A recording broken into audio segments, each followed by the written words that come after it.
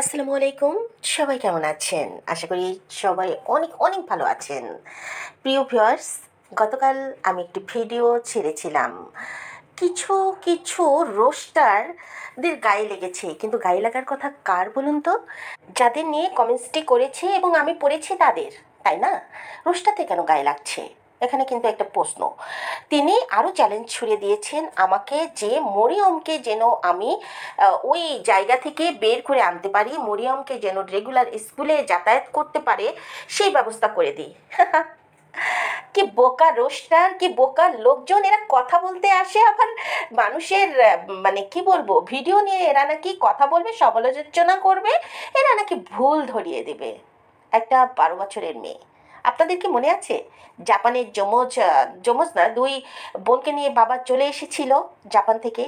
তারপর জাপানি মা এসে এক মেয়েকে নিতে পেরেছে, আর এক মেয়েকে নিতে পারেনি। কেন নিতে পারেনি? বড় মেয়েকে নিয়েছে, মেজো মেয়েকে নিতে পারেনি। মেজো মেয়ে আদালতে দাঁড়িয়ে বলেছে আমি আমার বাবার সঙ্গে থাকবো, আমি মার কাছে যাব না। আর বড় মেয়ে কি বলেছে? বড় মেয়ে বলেছে আমি আমার মায়ের কাছে যাব, আমি বাবার কাছে থাকবো না। মরিয়মের 12 বছর চলছে। মরিয়মকে আদালতে দাঁড়িয়ে যখন জিজ্ঞাসা করা হবে তুমি কার কাছে থাকবে, মরিয়ম ডাইরেক্ট দেখিয়ে দেবে মায়ের কাছে থাকবে।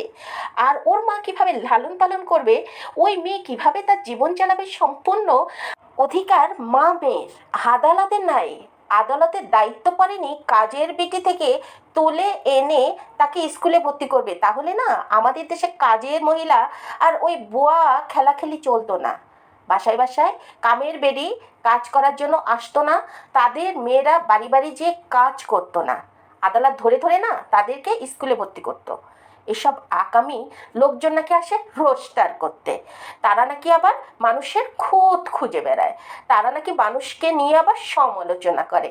হাস্যকর ব্যাপার। এবার আসেন, সে বলেছে মরিয়মের বাবার সঙ্গে দেখা করিয়ে দিতে। আদালতে মরিয়মের বাবা দেখা করার পারমিশনটা কেন পাচ্ছে না, সেই কাগজপত্র নিয়ে আমার সঙ্গে দেখা করার জন্য আমি কিন্তু গত যে একটা চ্যানেল আমার ছিল, আমি ডিলিট করেছি, সেখানে তাদের কিছু চামচাদের দিয়েছিলাম এবং মরিয়মের বাবার সঙ্গে আমি একটা ফেসবুকে পর্যন্ত মেসেজ করেছিলাম, কিন্তু ওই লোকটা দেখা করেনি, দেখা করতে আসেনি। তার কিছু ভক্তরা এসে আমাকে মেসেজ করেছে যে এরকম আশ্বস্ত অনেকে করে, তাই মরিয়মের বাবা এ ব্যাপারে ইন্টারেস্ট না। তাহলে চ্যালেঞ্জটা তো বহু আগেই শেষ, মীমাংসিত। আপনি কি চ্যালেঞ্জ করতে আসছেন? সেই মহিলার কমেন্টসে একটা পেন করেছে, আবার সে বাহাবা দিয়েছে এবং সে বলেছে যে আমি নাকি রাজ শারমিনের বাড়ি গিয়েছিলাম। আমি যাব রাজ শারমিনের বাড়ি? রাজ শারমিনকে ফোন করে আমি আসতে বলবো, ওরা হু হু করে আসবে? তুমি বলছো আমি গিয়েছি রাজ শারমিনের বাড়ি? হ্যাঁ, এক আপু বলেছে যদি গিয়েও থাকে সমস্যা কোথায়? আমি কাজ করছি, আমি কথা বলছি, আমি যদি সততা তুলে আনতে পারি তো সমস্যা কোথায়? আমি গিয়েছি, তার কথাই, আপুর কথাতেই আমি বললাম। আপু যেটা কমেন্টসে আমাকে লিখেছে, আপু আপনি গিয়েছেন, সত্যতা তুলে আনেছেন। হ্যাঁ, আমি সেটাই করেছি, ধরলাম, সমস্যা কোথায়? আমি গিয়েছি, কিন্তু আমি আদৌ যাইনি। আমি আদৌ যাইনি, আমার যাওয়ার প্রশ্ন আসে না। আমি এই কথাটা আজকে বললাম এই জন্য যে আমি নাকি রাজকে তেল মাখিয়ে কথা বলি। কোথায় কোথায় দেখেছেন রাজকে তেল মাখিয়ে আমি কথা বলেছি? রাজ অসুস্থ এটা বলা কি আমার অন্যায় হয়েছে?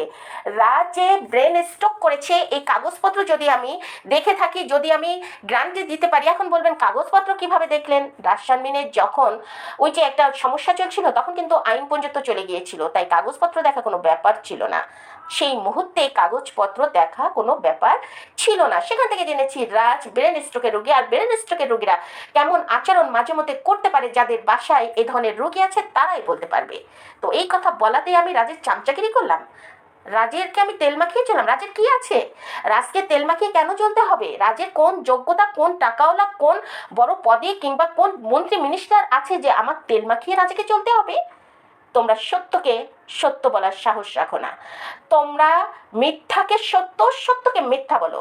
আমি যেসব পয়েন্টে পয়েন্টে কথা বলি, আমি দু একটা রোস্টারের কাহিনী তো দেখেছি আগে পরে। ওই যে একটা ছেলের কথা বলেছে পুরানো রোস্টার, সে তো পুরো ভুয়া, আজ পর্যন্ত তার একটা কথা কি কোথাও রাইট হয়েছে? আর আমি গত যে চ্যানেলটা ছিল আমার, গত হয়ে গিয়েছে মানে যে চ্যানেলটা আমি পাস্টে ছিল এবং বর্তমান প্রেজেন্টে যে আমি চালাচ্ছি, যেটা দিয়ে আমি কথা বলছি, এই যে এই 7 মাসে আমি যেসব পয়েন্ট ধরিয়ে দিয়েছি, আজ পর্যন্ত কি কোথাও মিথ্যা হয়েছে? বরং আমি অগ্রিম কিছু কথা বলেছি, সেই কথাগুলা কিন্তু পরপর পরপর খেটে গিয়েছে। সে বলেছে খুকি জমি কিনতে কেন যাবে পদ্মাপাড়? পদ্মাপাড়ের অবস্থা কি দেখছো না? পদ্মাপাড়ের অবস্থা কি তোমার চোখে পড়েনি? ভাঙন হচ্ছে, খুকির গ্রামের কাছাকাছি, বাড়ির কাছাকাছি চলে এসছে, খুকির জমি চায়। জমি কিনতে খুকি এর আগে পরেও বিভিন্ন জায়গায় গিয়েছে, ওই যে বিক্রমপুরে গিয়েছে, তারপরে একটা খাল পার হয়ে কোথায় যেন ওই ভোলাকে নিয়ে গিয়েছে। এরপরে তানজিলারা ওগুলা দেখে বলেছে যে তুমি এখানে আসো, এখানে আমি জমির ব্যবস্থা করে দিতে পারবো। এবং তোমরা দেখেছো যে এই মেহমান ঘরে রেখে সাকিবের মা তার বাপের বাড়ি চলে গিয়েছিল। আর কি প্রমাণ চাও? কোন কথাটা আমি 7 মাসে প্রমাণ না দেখিয়ে বলেছি? সে বলেছে যে কিছুদিন আগে নাকি আমি কমেন্টস পড়া নিয়ে একটা চ্যানেলকে নাকি গালাগালি করেছি। না না, গালাগালি করিনি, আমি নিষেধ করেছি তাকে। আমি নিষেধ করেছি যে একটা মেয়ের নামে এরকম কলঙ্ক না ছড়াতে। পরবর্তীতে তো সেই মেয়ে কিন্তু ফেস দেখাতো না, অসুস্থ হয়ে গিয়েছিল তার মা। আমার কথাতে ওই মেয়ে পরবর্তীতে ফেস দেখাচ্ছে, তার মাও কিন্তু এখন সুস্থ, তার মাও কিন্তু এখন মানে কি বলবো, বেশ সুস্থতা চলে এসছে। কারণ আমি যখন তাদেরকে আশ্বস্ত করেছি যে এই ধরনের কোন কোন ওয়েতে তারা যাবে, তখন এই যে রিউমার ছড়ানো মেয়েটাকে নিয়ে সেটা কিন্তু বন্ধ হয়েছে। আমি মেয়েটার নাম আর বলতে চাই না, যাই হোক, মেয়েটা কিন্তু তারপরে বেশ সুস্থ সবলভাবে ক্যামেরাতে আসছে, সেই বাসায় ঢুকছে, সেই বাসায় ভিডিও দু একটা করে অল্প অল্প দেখাচ্ছে। কেন মেয়েটার নামে একটা 16-17 বছরের কিশোরী উঠতি বয়সী মেয়ে, কেন তাকে নিয়ে এই ধরনের কমেন্টস পড়া হবে? যে কমেন্টসের কোনো ভিত্তি নেই, যে কমেন্টসে কে দিয়েছে, কোথা থেকে দিয়েছে, নাম গন্ধ কিছুই বলতে পারে না, সেই কমেন্টস এসে বলে নাম প্রকাশে অনিচ্ছুক। এই ঘটনা কেন বলবো? আমি কি সেটা করেছি? আমি কিন্তু আগেও বলেছি, এই মেয়ে আগেও আমাকে কমেন্টস করেছে, কিন্তু তখন সে নাম প্রকাশ করেনি। আমি বলেছি যে আমার কাছে বহু কমেন্টস আসে, আমি সেগুলো পড়ি না, কারণ যেটার নাম থাকবে না, ঠিকানা থাকবে না, নাম প্রকাশে অনিচ্ছুক থাকবে, সেসব কমেন্টস পড়া মানে আপনাদের চোখে ধুলো দেওয়া। সেগুলো তো নিজেরাও লিখে প্রকাশ করতে পারে। আপনি বলেছেন আমারটা ভুয়া আইডি থেকে দেওয়া, ভুয়া আইডি হলেও সেই এলাকার কোন বাড়ির লোক, কোন বাড়ির মেয়ে, কে থেকেছে মালয়েশিয়ায়, কার কাছে থেকেছে, সব কিছু ওই মেয়ে হুবহু বলেছে। এবং যতটুকু বলেছে, যতটুকু আমরা জেনেছি, প্রতিটা জিনিস খুব প্রমাণ সহ ক্লিয়ারভাবে সে বলেছে, ক্লিয়ারভাবে সে বলেছে। তার লেখার যোগ্যতা দেখে মনে হয়েছে সে যথেষ্ট একটা শিক্ষিত মেয়ে। সে প্রমাণ কোনো কিছু বাকি রাখেনি দিতে। তাহলে সেই কমেন্টস আমি কেন পড়বো না? আমি ভরসা রেখে কোনো কমেন্টস পড়ি না, যে একটা হুটহাট করে যে কেউ বললো আর আমি কমেন্টস পড়ে দিলাম। আর কিছু কিছু ওই যে ফরেস্টগার আছে, আপনারা সবাই প্রতিবাদ করেছেন, আমার ভালো লেগেছে যে আমি সালাম দিয়ে কথা বলি, তারপর গিবত গাই। সালাম দিয়ে কথা বলি, গিবত কোথায় গাই? সালাম দিয়ে কথা বলা নিষেধ আছে কোথাও? একজন মানে কি বলবো, ফাঁসির আসামি, সেও কিন্তু সালাম দিতে পারে। কোথাও কিন্তু লেখা নেই, কোরআন হাদিস আপনাদের কোথাও লেখা নাই যে, সেসব ফরেস্টগারকে বলছি যে আপনাদের কোরআন হাদিসে কি কোথাও লেখা আছে যে সালাম দিয়ে কথা বলতে পারবে না? বলেন কি গিবত? গিবত কাকে বলে আপনি জানেন? ওরা তো পাবলিক ফিগার, ওরা তো গিবত নিজেরা নিজেদের করে। আপনারা কি করলেন যে শারমিন আর রাজের দোষ দিলেন যে ওদের বাসায় গিয়ে আমি এগুলা জেনেছি।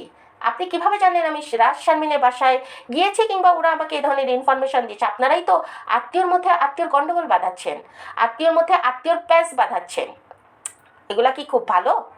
এগুলা কোনো রোস্টের মধ্যে পড়ে প্যাচ বাঁধানো? ভালো সংশোধন করাই তো রোস্টের কাজ। অন্য অন্য দেশের রোস্টারতে দেখুন, বেশি দূরে যেতে হবে না, ভারতের রোস্টারতে দেখুন তারা কিভাবে করে, কিভাবে তারা একজন আরেকজনকে রোস্টার করছে, কিভাবে ইউটিউবারদের রোস্টার করে তাদেরকে সহজ পথে আসছে। শুধু তাই নয়, বিপক্ষে কোনো কথা বললে কি করছে? মামলা টুকে দিচ্ছে। তথ্য প্রযুক্তি আইনে না সেই মামলা করার পদ্ধতি আমাদের এখানেও আছে। আপনারা কেন আমাকে নিয়ে কথা বলবেন? এই যে কমেন্ট যদি মিথ্যাচার হয়ে থাকে, আমি যদি মিথ্যাচার কিছু বলে থাকি, যাদের বিরুদ্ধে বলেছি তারা আইনের আশ্রয় নেবে। আপনি কি বলার? তারা আইনের আশ্রয় নেই, তারা এসে অনলাইনে কথা বলুক। আপনাদের এত গায়ে বাজছে কেন? কেন গায়ে বাজছে? আমি ভিউ ব্যবসা তো করি না, আমি তো সাবস্ক্রাইবের ব্যবসা করি না, কারণ আমি তো মনিটাইজেশনে ওপেন করি না। আমি বারবার সে কথা বলি যে আমি এখানে বকবক করছি, আমার কথা বেঁধে যাচ্ছে, ডোন্ট মাইন্ড। নিশ্চয়ই একটা কারণ আছে, সে কারণটা আমি এখন কেন বলবো? সময় আসুক, সুযোগ আসুক, তারপর বলবো। আমি তো এখন বলবো না, আমার কাজ যেটা সেটাই আমি করে যাচ্ছি। আমার বকবক করা কাজ, এর জন্য আমার ডলার কামাতে হবে না, আমার ভিউ কামাতে হবে না। আমি যাদের নিয়ে কথা বলছি তাদের কাছে পৌঁছালে হলো, তারা সচেতন হলে হলো। কিন্তু তাদের কাছে পৌঁছে যাচ্ছে, তারা কিন্তু একটু একটু করে সচেতন হচ্ছে, নিজেদেরকে তারা সংশোধনও করছে। আপনারা কিন্তু যারা আমার ভিউয়ার্স আছেন তারা কিন্তু দেখতে পাচ্ছেন যে এই যে যে বাইদানি পরিবার নিয়ে আমি কথা বলি, তিশার রিলেটেড যেসব আত্মীয় স্বজন ইউটিউবার আছে, তারা কিন্তু আগের থেকে অনেক সচেতন হয়ে ভিডিও করছে, তাদের অনেক কিছু আমি সলভ করেছি। আপনি কে বলার? কে আপনি চ্যালেঞ্জ ছুড়ে দিয়েছেন আমাকে? আপনার নিজের যোগ্যতা অনুসারে আপনি কথা বলেন। আপনার কোনো যোগ্যতাই নেই আমার সঙ্গে কথা বলার। আপনি রোস্টার, আমি রোস্টার নই। আপনি ডলার ইনকামের জন্য ইউটিউবে কথা বলেন, আমি ডলার ইনকাম করতে এখানে আসিনি। আমি আসছি সংশোধন করতে। সংশোধন হচ্ছে, ইনশাল্লাহ আরও হবে। এই যে তানজিলাকে নিয়ে গিবত খাওয়া বলছেন, তানজিলার যদি এই কমেন্টসটি সত্যি হয়ে থাকে, তানজিলার একটা পরিচয় হলো। তানজিলার যে বেয়ারিশ নয়, তানজিলাকে নিয়ে যে তার বাবা নেই, কোথা থেকে বাঁধিয়ে এনেছে, কোথায় কোন কোন জায়গার মেয়ে, কেউ কিছু কুল কিনারা খুঁজে পাচ্ছিল না, আজ মেয়েটার পরিচয় হলো। হ্যাঁ হ্যাঁ, মানছি সে বাপ্পিকে বাবার বাড়ি বলে থাকে, কিন্তু তাতে কি? তাতে কি? সে পালিত বাবার বাড়িকে বাবার বাড়ি বলে, কিন্তু তার একটা পরিচয় আছে, বৈধ পরিচয় আছে। সেটা কিন্তু আজ সব গৌরবে তানজিলা মুখটা আমি মনে করি উজ্জ্বলতা আরও এনে দিল, যে তানজিলার বাবার পরিচয় মানুষ জানতো না, আজ বাবার পরিচয় হলো। আপনারা শুধু নেগেটিভ দেখেন, পজিটিভ কিছু ভাবুন, পজিটিভ কিছু চিন্তাধারা করুন। কি আপনারা রোস্টিং করেন বসে বসে, শুধু বকবক বকবক করেন, এর গিবত গান ওর গিবত গান, হাহা করেন, হিহি করেন, কথার করেন, এগুলো রোস্টের মধ্যে পড়ে না। কচিন করেন, কচিন। ওই যে পার্শ্ববর্তী মানে রাষ্ট্র ভারত, আবারও বলতে হয়, তাদের রোস্টিং দেখে শিখুন, শিখুন কিছু। নাকি প্রশিক্ষণ কেন্দ্র খুলবো একটা, ওই যে ব্লগ, ডেলি ব্লগ যারা করে তাদের জন্য তো খুলতেই হবে, কিংবা খুলবো এখন রোস্টারদের জন্য খুলবো। আপনাদেরও দেখছে কচিন করাতে হবে, না হলে আপনারা তো মানে কি বলবো, যারা ভালো কিছু বলছে, ভালো রোস্টিং করছে, ভালো কিছু উপদেশমূলক কথা বলছে, ভালো কাজের কথা বলছে, ইউটিউবারদের ভালো কথা আনার চেষ্টা করছে, তাদের নিয়ে উল্টো কথা বলছেন। এখন তো দেখছি রোস্টারদের নিয়েই একটা কচিন করতে হবে, এদেরকে প্রশিক্ষণ দিয়ে তবে অনুমতি দিতে হবে যে তোরা এবার চ্যানেল খোল, না হলে আর উপায় নেই। তাই তো দেখছি। হ্যাঁ, আমি তৃতীয় শ্রেণী কেন, চতুর্থ শ্রেণী, পঞ্চম শ্রেণী, একেবারে নিম্ন শ্রেণীতে কাজ করি, তোমার সমস্যা কি? আমি কোনো পদেই নেই, তোমার সমস্যা কি? আমি তো সমাধান করতে পারতেছি, আমি তো সমাধান করছি, তোমরা করতে পারছো না, সেটা তোমাদের ব্যর্থতা। সেটা আমার পোস্ট নিয়ে কেন কথা বলছো? সেটা আমার যোগ্যতা নিয়ে কথা বলছো কেন? তোমার আমার যোগ্যতা এক জায়গায় নয়, তুমি তোমার যোগ্যতা নিয়ে থাকো, তোমরা তোমাদের কাজ করো।